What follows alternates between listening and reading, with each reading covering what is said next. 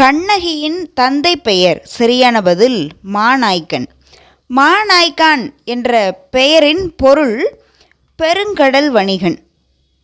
இதுவே கோவலனுடைய தந்தையின் பெயர் என்ன? மாசாத்துவான். மாசாத்துவான் என்ற பெயரின் பொருள் பெருவணிகன். அதாவது கண்ணகியின் தந்தை பெயர் மாநாய்க்கன்.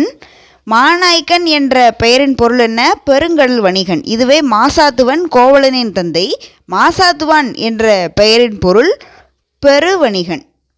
கண்ணகி, கோவலன் போன்ற கதாபாத்திரங்கள் எந்த காப்பியத்தில் வருகிறது? சிலப்பதிகாரம் என்று சொல்லப்படக்கூடிய ஐம்பெருங்காப்பியத்தினுடைய முக்கியமான கதாபாத்திரங்கள் தான் யார் யார்? கண்ணகி, கோவலன்.